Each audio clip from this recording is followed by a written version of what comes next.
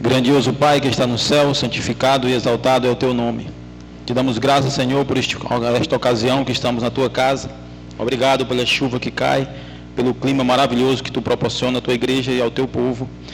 Pai amado, neste momento iremos ouvir a tua palavra, que tu dirija ao pastor a luz do entendimento e que nós possamos abrir o coração neste momento para receber assim o pão da vida, que é a tua palavra. Perdoa nossos pecados, nos conduza para a vida eterna. Tudo isso te pedimos em nome de Jesus. Amém.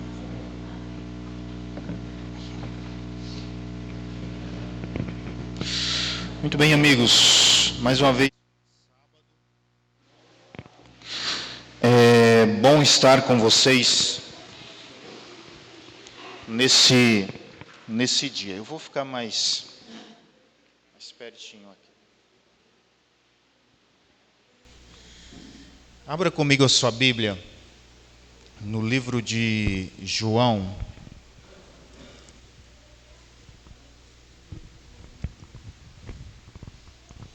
João capítulo 20. Evangelho. Capítulo 20.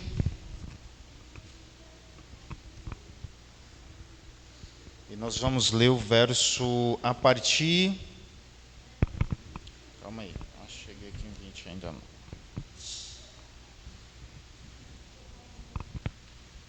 A partir do verso 24. Amém? Muito bem. O verso 24 começa dizendo assim, contando uma história, para nós. O verso 24 diz assim: Ora, Tomé, um dos 12, aqui está falando dos discípulos, Um dos 12, Tomé, chamado Dídimo, não estava com eles quando veio Jesus. Disse-lhe então os outros discípulos: Nós vimos o Senhor. Mas ele respondeu: Se eu não... Está escuro aqui, gente, a minha vista não está... Se eu não vi, Se eu não vi... nas tuas mãos o sinal dos cravos, e ali não puser o dedo, e não puser a mão no seu lado, de modo algum eu vou acreditar, E depois ele começa a dizendo outras coisas aqui. E agora, verso 26, diz assim: Passando 8 dias, esse é o período que Hebreus escreve, o qual Jesus estava no céu, porque Hebreus capítulo 10 mostra que Jesus, ele, quando ali ressuscitou e Maria aparece a ele, Jesus disse: Olha, não toque em mim porque ainda não fui ao Pai. É nesse momento aqui que Jesus ele sobe ao Pai, e ele ali, de uma forma para validar tudo aquilo que ele fez por cada um de nós. Então Jesus foi quem abriu o caminho para que nós tivéssemos acesso a partir desse momento ao céu, através das nossas orações. Então, passados-se 8 dias, outra vez ali reunidos, os seus discípulos, e Tomé com eles, estando as portas trancadas, veio Jesus, pôs-se no meio e disse-lhes: Paz seja convosco. E logo disse a Tomé: Põe aqui o dedo e vê as minhas mãos. Chega também a mão e põe no meu lado. Não sedes incrédulos, mas crente. Respondeu-lhe Tomé: Senhor meu e Deus meu. Disse-lhe Jesus: Porque vistes, crê. Bem-aventurados os que não viram e creram. Lindo esse texto, E olha que interessante. Agora, Tomé viu Jesus, ele acreditou em Jesus. A dialética desse texto é interessante porque aqui Jesus estava mostrando para os discípulos que a partir daquele momento, eles agora deveriam levar esta mensagem de uma forma para as pessoas que não mais iriam ver Jesus. Porque no contexto em que eles estavam, até a morte e ressurreição de Cristo Jesus, depois de 8 dias, Jesus passou 40 dias glorificado na terra. Para acreditar no que Jesus falava era muito fácil, porque eles estavam vendo Jesus. Só que a partir desse momento agora, eles não mais veria Jesus, porque agora Jesus não estaria mais com eles, mas Jesus agora estaria no céu, intercedendo por cada um de nós. Então Tomé, ele aqui, pergunta, né? Disse, nós vimos a Jesus, e Tomé disse, eu só acredito vendo. Não tem um monte de Tomés por aí? Já ouviu alguém que você conta uma história e tal, e ele diz, eu só acredito vendo. Até uma história de Deus, você fala algo da Bíblia, e a pessoa diz, eu só acredito se eu ver. Se eu não ver, não acredito. E em alguns aspectos, é bom ser Tomés. É bom você acreditar só se você vê. Mas aqui na Bíblia, Jesus está mostrando para nós algo interessante, algo tremendo. Lá em Apocalipse, abra aí a sua Bíblia em Apocalipse, capítulo 1. E aqui começa a preocupação de João no livro de Apocalipse. Apocalipse, capítulo 1. Qual era a preocupação de João? Verso 1 diz assim: revelação de Jesus Cristo, que Deus lhe deu para mostrar aos seus servos as coisas que em breve devem acontecer, e que ele, enviado por intermédio do seu anjo, notificou ao seu servo, o mesmo João dos Evangelhos. E o verso 3, o qual atestou a palavra de Deus e o testemunho de Jesus Cristo, quanto a tudo o que viu.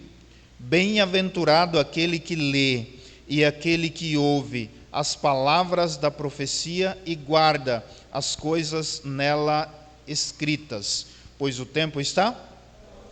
Qual é o testemunho de Jesus? O testemunho de Jesus é o espírito de profecias. Apocalipse está falando da volta de Jesus aqui no livro de Apocalipse. Profecias. Então, o testemunho de Jesus são as profecias daquilo que nós cremos. E aqui está mostrando para nós que as profecias as quais João está dizendo em Apocalipse é a profecia da volta de Jesus. Jesus, agora lá no livro de João, subiu com uma promessa. E a promessa de Jesus era que ele iria preparar lugar, mas que ele iria voltar para buscar cada um de nós. E sabe qual era a preocupação de João? A preocupação de João era com a nossa geração, uma geração que ele nem iria conhecer. Porque João foi o último dos apóstolos, o último dos discípulos. Depois de João não houve mais apóstolo e não houve mais discípulos. João foi o último deles. Na história dos apóstolos, como acontecia? O apóstolo recebia a mensagem de Deus, ele então levava para o povo e vinha um outro apóstolo e continuava com aquela mesma mensagem. E isso nós encontramos no livro de Atos, no capítulo 2, no versos 46 e 47, onde descreve ali que os apóstolos eles tinham tudo em comum, ou seja, eles falavam a mesma mensagem. Vinha um apóstolo, pregava uma mensagem, vinha outro apóstolo para aquele povo e ele reforçava a mesma mensagem. Depois de João não tinha mais, João era o último. E a preocupação de João era, para quem eu vou entregar esta mensagem? E é por isso que aqui em Apocalipse capítulo 1, a Bíblia está dizendo, olha, Deus entrega a mensagem para quem? Para Jesus. Qual era a mensagem? A mensagem que Jesus cumpriu. Ele veio a esse mundo, morreu por nós, ressuscitou o terceiro dia, subiu ao céu, validou o seu sacrifício foi aceito e validado por Deus. E agora então ele volta para a terra, fica 40 dias glorificado, ensina aos discípulos, vive essa experiência com Tomé, diz para Tomé, olha, toque aqui do meu lado, veja se de fato eu sou o Cristo. E aí Jesus pergunta: porque você viu, você crê? Bem-aventurado aqueles que não viram, ou aqueles que não irão ver e creram. Por que nós cremos em Cristo Jesus, se nós nunca vimos Ele? Pela fé. Em outras palavras, Jesus estava dizendo: Tomé, exerça a sua fé. João, exerça a sua fé. Porque agora a mensagem de João, de acordo com o Apocalipse, Deus entrega para Jesus, Jesus entrega para o anjo entrega para João, João entrega para a igreja. Quem é a igreja? Somos nós. Nós temos a responsabilidade de levar a mesma mensagem que João recebeu de Deus, sendo o último apóstolo. Nós, como igreja, somos apóstolos de Cristo Jesus e temos a responsabilidade de levar a mesma mensagem, sem mudar um i ou um tio daquilo que está escrito na palavra de Deus. Os discípulos e o povo no tempo de Cristo, eles acreditavam na mensagem de Cristo Jesus na sua íntegra e no toque.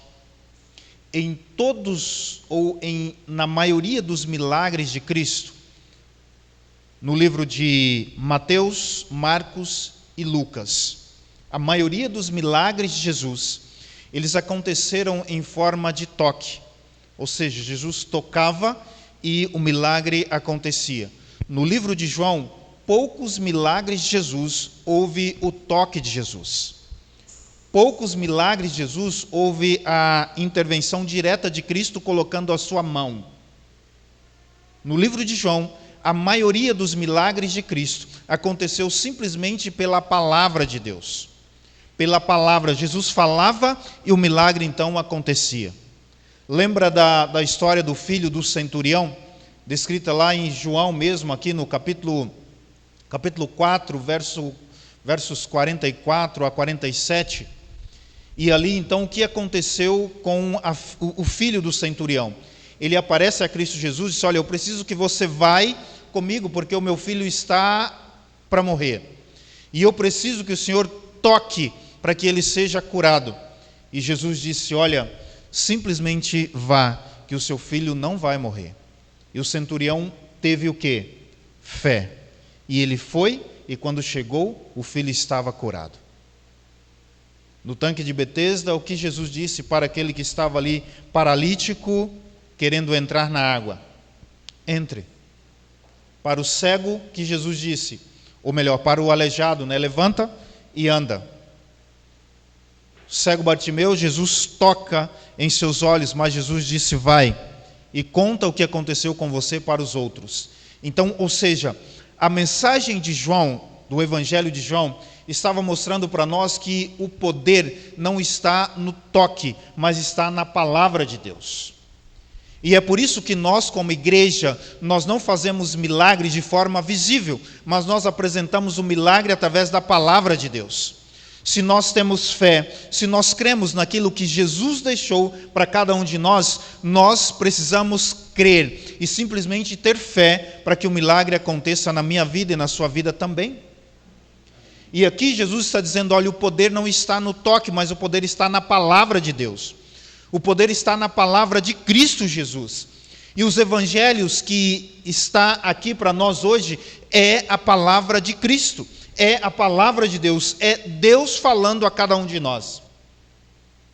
E por isso a mensagem foi dada à igreja, e não será mais exercido a questão de toque, mas sim de crer naquilo que está escrito na palavra, porque o poder não está no toque, o poder está na palavra. Nos nossos dias, muitos de nós esperamos milagres, esperamos as bênçãos de Deus pelo toque de Deus. E ele não vai acontecer, porque ele está dizendo para nós que o poder está na palavra. Quando nós abrimos a palavra de Deus a um coração quebrantado, a palavra de Deus traz esperança. Quando abrimos a palavra de Deus a um coração triste, a um coração machucado, a um coração que, precisa de perdão e precisa liberar o perdão, quando a palavra de Deus chega, milagres acontecem. Quando pessoas que nunca ouviram falar de Cristo Jesus têm o contato com a palavra de Deus, vidas são transformadas. Porque o poder não está no toque, o poder está na palavra. É por isso que nós seguimos aquilo que está escrito na palavra de Deus à risca. Independente das minhas opiniões, das suas opiniões, Deus não está preocupado com o que eu acho, com o que você acha. Deus está preocupado com aquilo que Ele disse. E se nós vivemos de acordo à vontade de Deus, nós nos submetemos àquilo que está escrito na palavra, porque a palavra transforma, a palavra cura. E Deus usa seres humanos falhos para pregar a palavra que é verdade. Olha como isso é tremendo. E aqui Ellen White, quando comenta esse texto, ela diz assim que quando nós oramos, quando nós buscamos a Deus, nós entramos no céu para vencer uma batalha na terra. E a nossa luta é para que nós possamos vencer o nosso próprio eu. É o nosso próprio orgulho, o nosso próprio achismo, o que eu acho, o que você acha, amigos, não interessa para Deus. O que os apóstolos achavam não interessava para Deus.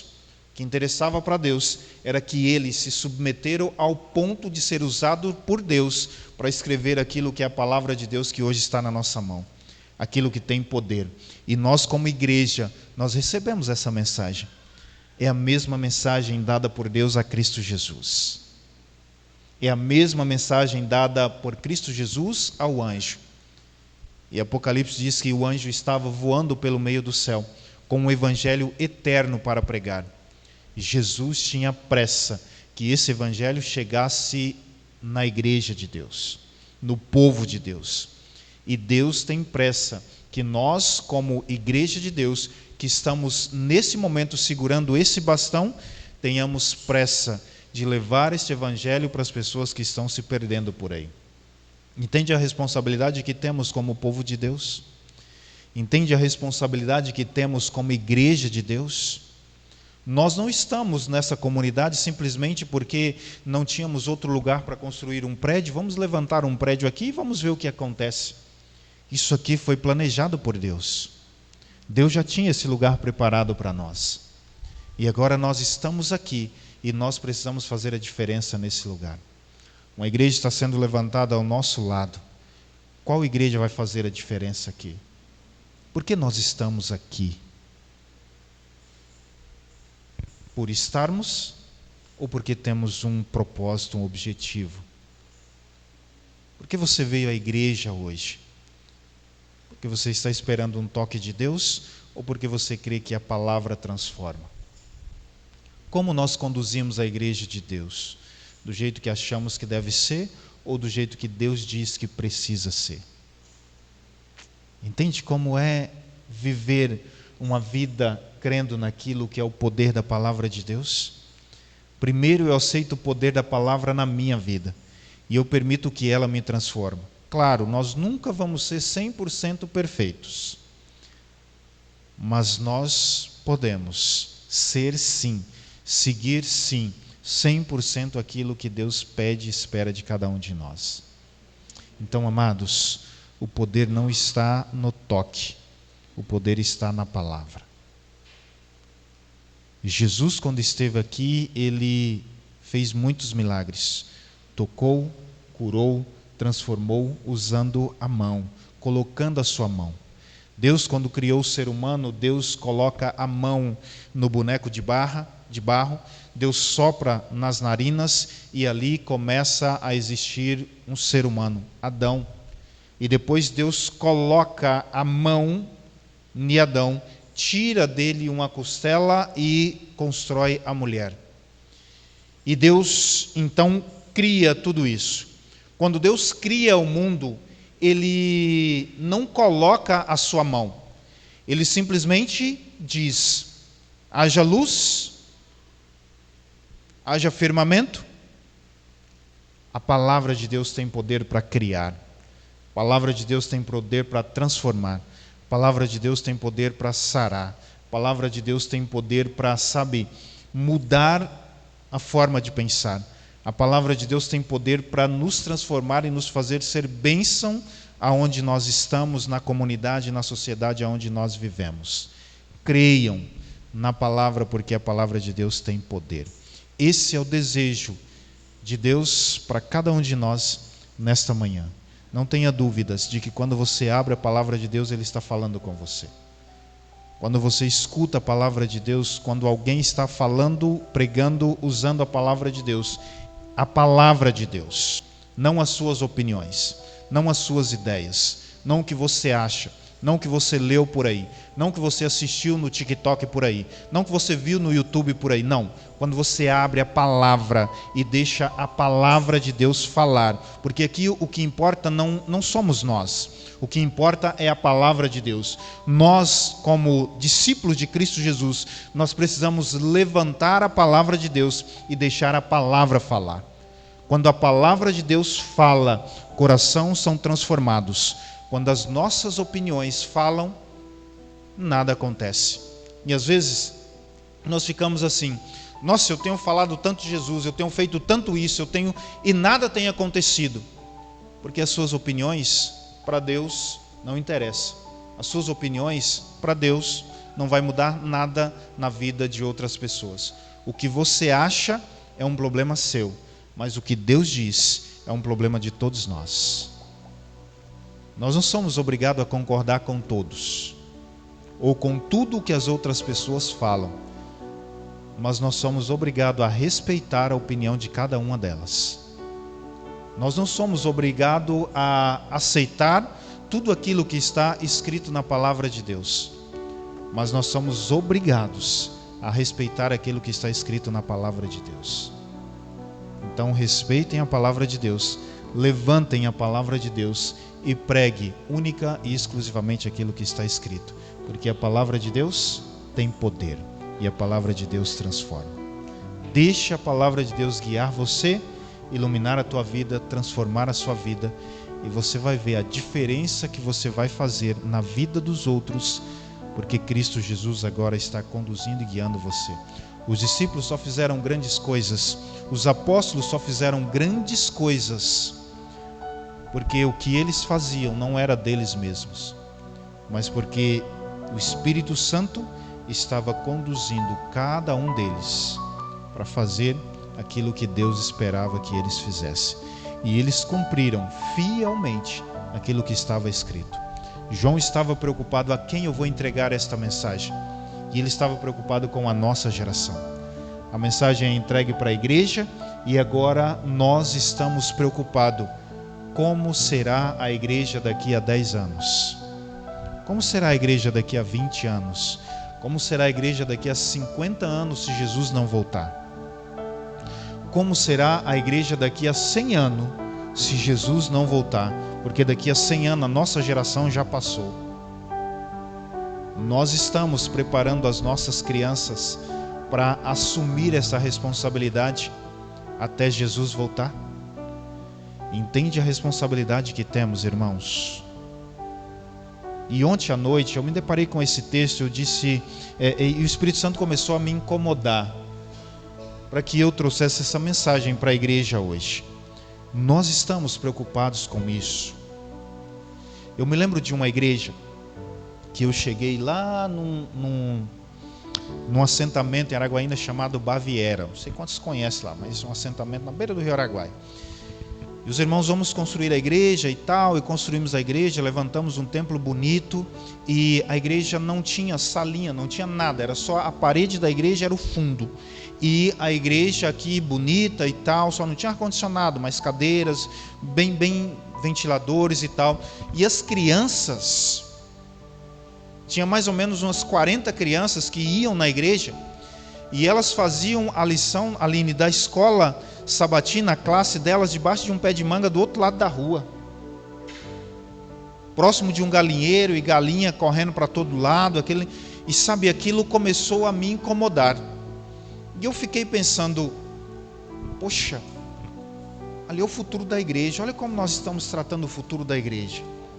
Para nós é confortável estar aqui dentro da igreja, e eles? E sabe, aquilo começou a parecer um requisito. Olha, primeiro você precisa começar lá debaixo do pé de manga, e aí depois você, quando estiver na idade de jovem, aí você passa aqui para dentro, fica na salinha lá no cantinho, e aí depois você sai dali, sabe?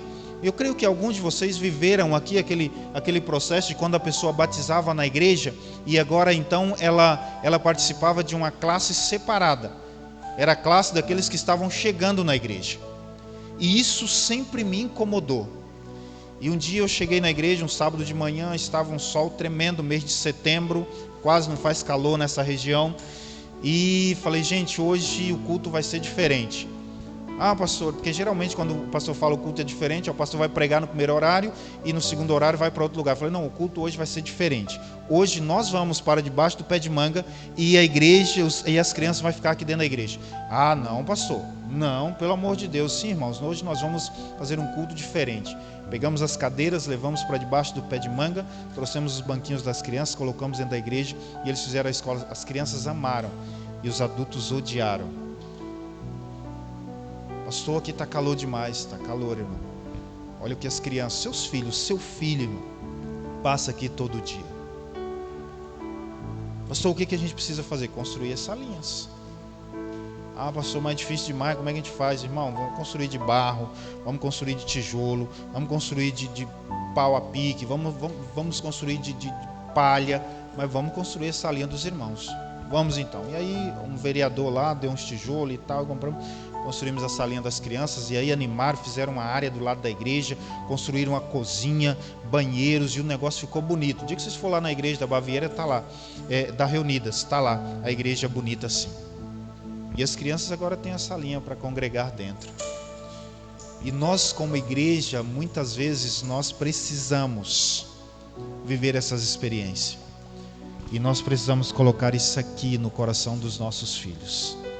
A Bíblia cura, transforma e salva. O poder está na palavra.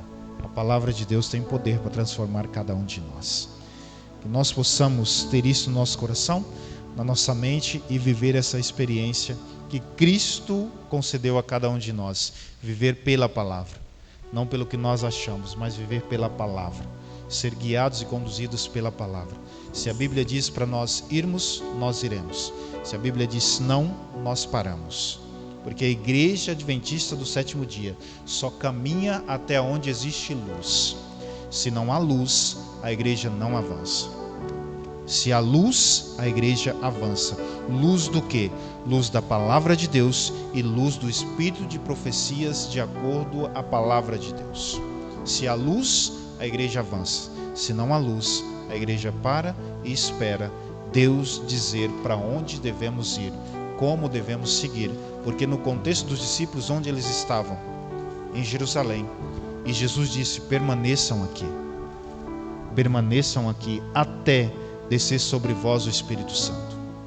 E quando o Espírito Santo descer sobre vocês, vocês receberão um poder capacitador para que vocês possam ir e pregar a palavra de Deus. Pregar a palavra de Deus não é de qualquer forma. Eu não posso simplesmente sair por aí dizendo qualquer coisa, não é isso. A palavra de Deus precisa ser aberta e pregada a palavra de Deus. E os discípulos receberam o Espírito Santo, foram capacitados e eles foram e pregaram a palavra de Deus. Depois dos 12 ou dos 11, veio mais 70 e depois mais 3.000 e tantos, e a igreja foi crescendo, e hoje somos mais de 20 milhões. Esta é a igreja de Deus que segue por aquilo que está escrito na palavra de Deus. A igreja só cresce de acordo com Atos quando nós estamos vivendo aquilo que está escrito na palavra, porque a palavra de Deus tem poder para fazer a igreja crescer e para transformar aqueles que estão vivendo dentro da igreja. Então, amados, permita a igreja de Deus, a palavra de Deus, fazer esta igreja, que é a igreja de Deus, crescer, mas permita também a palavra de Deus transformar a minha vida e a sua vida, para que nós possamos ser homens e mulheres segundo o coração de Deus. Amém? Vamos ficar de pé, vamos encerrar com uma oração. Grande Deus e Pai, obrigado pela Tua palavra, que tem poder na vida de cada um de nós. Transforma o nosso ser, derrama o teu Espírito de uma forma especial sobre cada um de nós e que nós possamos avançar com a pregação do Evangelho, porque precisamos ver o Senhor voltar para buscar cada um de nós ainda em nossa geração. Nós te pedimos, mas seja feito, Senhor, a tua vontade. Nós oramos em nome de Jesus. Amém, Senhor.